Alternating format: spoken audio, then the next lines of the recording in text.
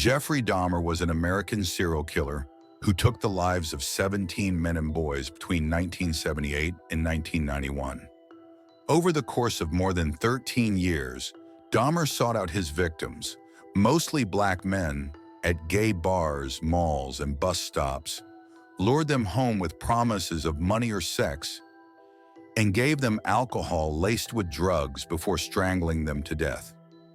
He would then engage in sex acts with the corpses before dismembering them and disposing of them, often keeping body parts as souvenirs.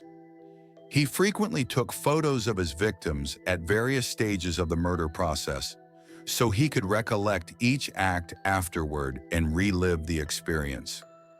Jeffrey Dahmer was born in Milwaukee on May 21, 1960, to Lionel and Joyce Dahmer.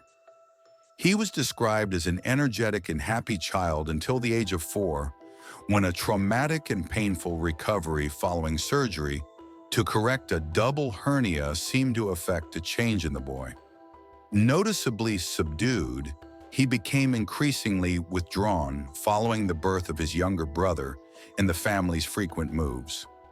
By the time Dahmer was of school age, the family had moved to Ohio. From a young age, Dahmer developed a fascination with animal bones and studied how to be clean and preserve them. As a child, he collected large insects and the skulls of small animals, preserved in jars of formaldehyde, according to the Brian Masters book, The Shrine of Jeffrey Dahmer. By his early teens, he was disengaged, tense, and largely friendless. Dahmer claims that his compulsions toward necrophilia and murder began around the age of 14, but it appears that the breakdown of his parents' marriage and their acrimonious divorce a few years later might have been the catalyst for turning these thoughts into actions. His parents' numerous arguments and the constant tension in the house made Dahmer question the solidity of his family and life, according to Masters. Dahmer also started drinking at age 14, and by the time of his first killing at age 18, his alcohol consumption had spun out of control. He dropped out of Ohio State University after one quarter term, and his recently remarried father insisted that he join the Army.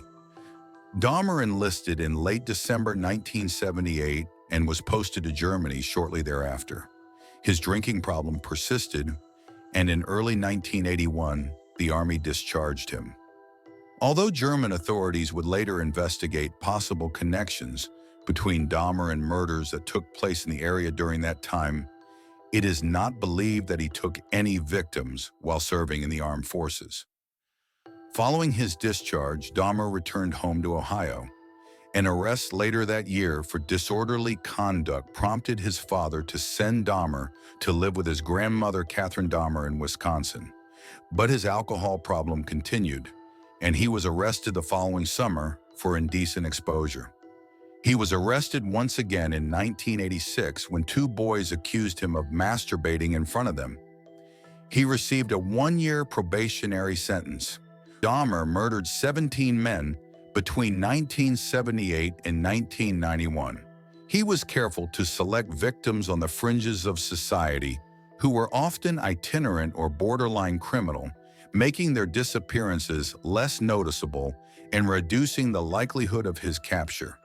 He lured them to his home with promises of money or sex, then strangled them to death. He engaged in sex acts with their bodies and kept body parts and photos as souvenirs. His most popular nicknames, the Milwaukee Cannibal and the Milwaukee Monster, reflect his heinous crimes. Dahmer's first murder occurred just after graduating from Revere High School in June 1978, when he picked up an 18-year-old hitchhiker named Stephen Hicks and took him home to his parents' house.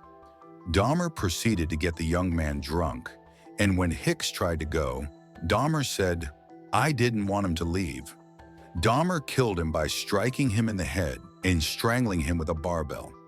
Dahmer dismembered Hicks's corpse, packed the body parts in plastic bags, and buried them behind his parents' home.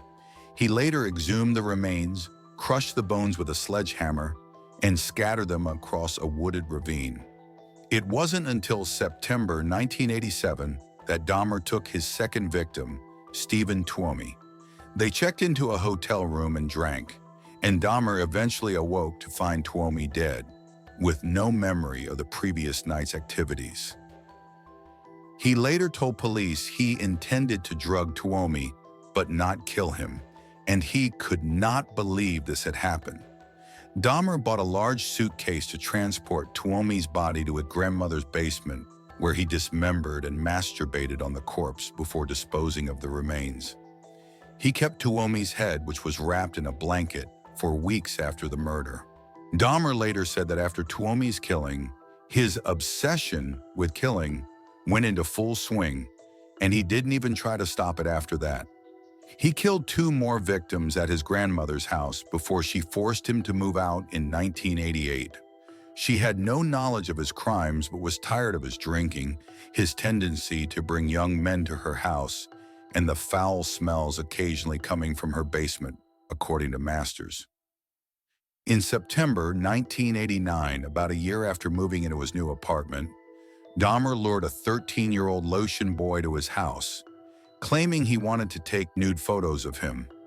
This resulted in charges of sexual exploitation and second-degree sexual assault for Dahmer.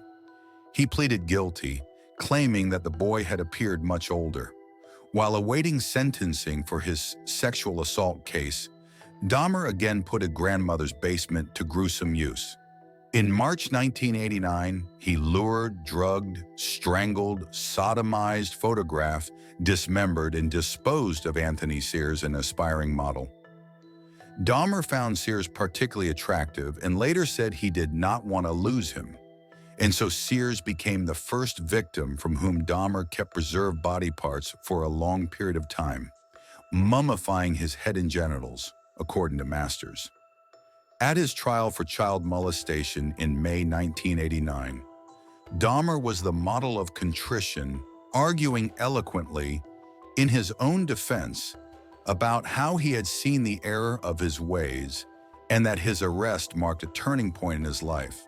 His defense counsel argued that he needed treatment, not incarceration, and the judge agreed, handing down a 1-year prison sentence on day release, allowing Dahmer to work at his job during the day and return to the prison at night, as well as a 5-year probationary sentence. Years later, in an interview with CNN, Lionel Dahmer stated that he wrote a letter to the court that issued the sentence, requesting psychological help before his son's parole. However, Dahmer was granted an early release by the judge after serving only 10 months of his sentence. He briefly lived with his grandmother following his release, during which time he does not appear to have added to his body count before moving back into his own apartment. Last 13 victims over the next 2 years, Dahmer would kill 12 more people, bringing his total victim count to 17. His first victim during this time was a prostitute named Raymond Smith, whom Dahmer lured to his apartment for sex, gave a drink laced with sleeping tablets, and then strangled. Dahmer took photos of his body in suggestive positions before dismembering him. With his next victim, Edward Smith, Dahmer accidentally destroyed his skull while trying to dry it in the oven, making it explode.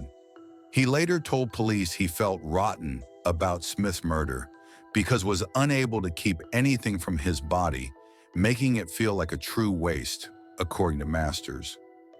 Dahmer started developing rituals as he progressed with his killings, experimenting with chemical means of disposal and often consuming the flesh of his victims. Dahmer also attempted crude lobotomies.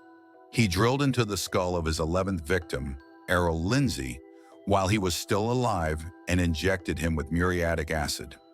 Dahmer hoped this would place Lindsay into a permanent submissive state, but Lindsay awoke during the procedure and said, "I have a headache. What time is it?" So Dahmer strangled him. On May 27, 1991, Dahmer's neighbor Sandra Smith called the police to report that an Asian boy was running naked in the street. When the police arrived, the boy was incoherent and they accepted the word of Dahmer, a white man in a largely poor black community, that the boy was his 19-year-old lover. In fact, the boy was 14 years old and was, unbeknownst to Dahmer, the younger brother of the Laotian teen Dahmer had molested 3 years earlier. The police escorted Dahmer and the boy home. Clearly not wishing to become embroiled in a homosexual domestic disturbance, they took only a cursory look around before leaving. According to Dahmer, an officer peeked his head around in the bedroom but didn't really take a good look, and then left after telling Dahmer to take care of the boy, according to Masters. Once they left the scene, Dahmer injected hydrochloric acid into the boy's brain, killing him. Had the police conducted even a basic search, they would have found the body of Dahmer's 12th victim, Tony Hughes. Dahmer killed 4 more men before he was finally arrested. One of his last victims was Oliver Lacey, 24, whose body Dahmer had sex with before dismembering the corpse. He kept Lacey's head and heart in his refrigerator and his skeleton in a freezer. Dahmer's arrest. Dahmer's killing spree ended when he was arrested on July 22, 1991. The body parts found in Dahmer's refrigerator and Polaroid photographs of his victims became inextricably associated with his notorious killing spree. 2 Milwaukee police officers were led to Dahmer when they picked up Tracy Edwards, a 32-year-old black man who was wandering the streets with handcuffs dangling from his wrist. They decided to investigate the man's claims that a weird dude had drugged and restrained him. They arrived at Dahmer's apartment, where he calmly offered to get the keys for the handcuffs. Edwards claimed that the knife Dahmer had threatened him with was in the bedroom. When the officer went in to corroborate the story, he noticed Polaroid photographs of dismembered bodies lying around. Dahmer was subdued by the officers, after which he muttered the words, "For what I did, I should be dead," according to Masters. Subsequent searches revealed a head in the refrigerator, 3 more in the freezer, and a catalog of other horrors, including preserved skulls, jars containing genitalia, and an extensive gallery of macabre Polaroid photographs of his victims. Dahmer later said he had planned to build a private altar from his victims' skulls, adorned with incense sticks and globe lights. He hoped the altar would be a place where I could feel at home, according to Masters. Trial and imprisonment. Dahmer's trial began in January 1992. Given that the majority of Dahmer's victims were black, there were considerable racial tensions, so strict security precautions were taken, including an 8-foot barrier of bulletproof glass that separated him from the gallery. The inclusion of only 1 black person on the jury provoked further unrest, but was ultimately contained and short-lived. Lionel Dahmer and his second wife attended the trial throughout. Dahmer initially pleaded not guilty to all charges, despite having confessed to the killings during police interrogation. He eventually changed his plea to guilty by virtue of insanity. His defense then offered the gruesome details of his behavior as proof that only someone insane could commit such terrible acts. The jury chose to believe the prosecution's assertion that Dahmer was fully aware that his acts were evil and chose to commit them anyway. On February 15, 1992, they returned after approximately 10 hours deliberation to find him guilty but sane on all counts. He was sentenced to 15 consecutive life terms in prison, with a 16th term tacked on in May. Dahmer reportedly adjusted well to prison life at the Columbia Correctional Institution in south-central Wisconsin, though he was initially kept apart from the general population. He eventually convinced authorities to allow him to integrate more fully with other inmates. He found religion in the form of books and photos sent to him by his father, and he was granted permission by the Columbia Correctional Institution to be baptized by a local pastor. Dahmer was killed on November 28, 1994, by his fellow prison inmate Christopher Scarver. In accordance with his inclusion in regular work details, Dahmer was assigned to work with two other convicted murderers, Scarver and Jesse Anderson. After they had been left alone to complete their tasks, guards returned to find that Scarver had brutally beaten both men with a metal bar from the prison weight room. Dahmer was pronounced dead after approximately 1 hour. Anderson died from his injuries days later.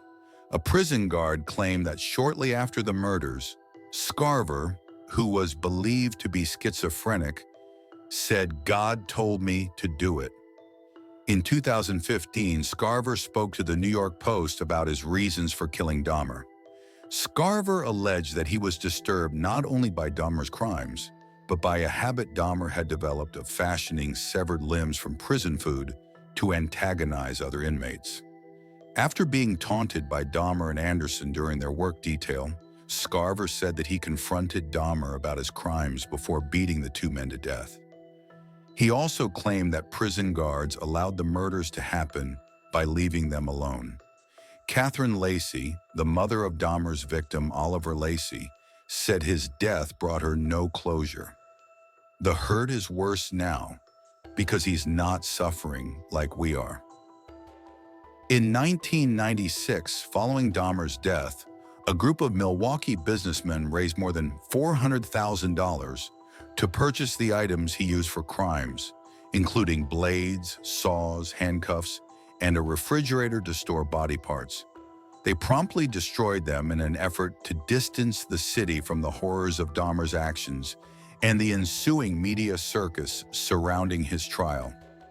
In August 2012, nearly 2 decades after his death, it was reported that Dahmer's childhood home in Bath, Ohio, where he committed his first murder in 1978 and buried his victims' remains, was on the market. Its owner, musician Chris Butler, stated that the property would make a great home, as long as the buyer could get past the horror factor. The house was removed from the market, is believed to still be owned by Butler as of 2022. A 4-part docuseries called My Son Jeffrey, The Dahmer Family Tapes, begins streaming on September 18, 2023 on Fox Nation. It includes never-before-released audio recordings of Dahmer, including phone conversations he had with his father, Lionel, while in prison. According to Court TV, Dahmer said in one recording that he fully intended to keep killing if he hadn't been captured.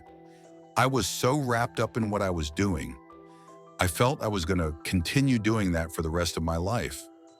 In other recordings, Lionel asked if he has tried praying to God, and Dahmer replied he hadn't because it made him feel uncomfortable.